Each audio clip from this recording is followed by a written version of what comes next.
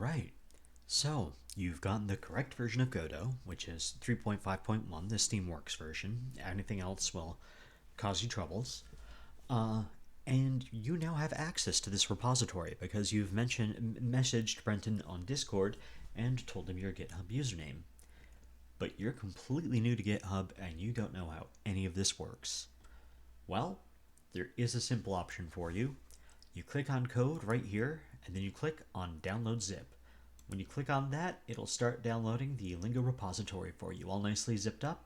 You just need to unpack that somewhere in your computer, and then just point Godot at that directory at the project.godot in that, and it'll work for you. What if you need to update later because the repository has updated, say with mortar portals and Dave panels, just as an example? Well, then you would take that zip file and you would, well, in this case I already have it unpacked so I can just copy it into my main directory.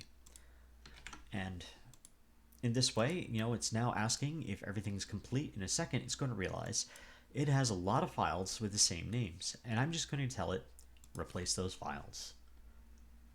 And now, everything in there that was the default is going to be replaced with the new files, but everything that I placed in there, such as, my entire own directory, is completely untouched. And I don't have to worry about anything of mine being erased.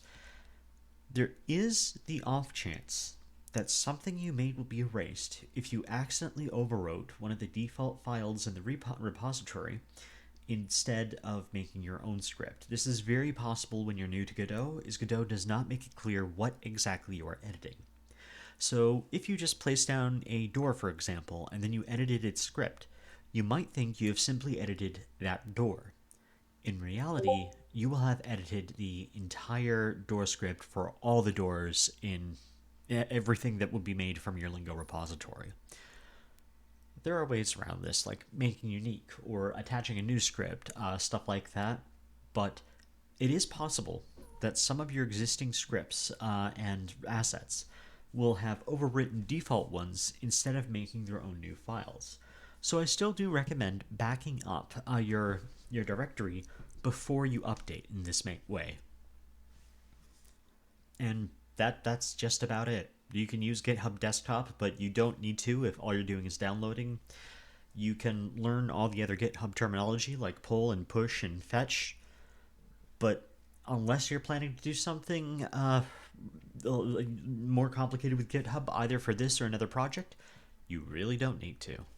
Cheers.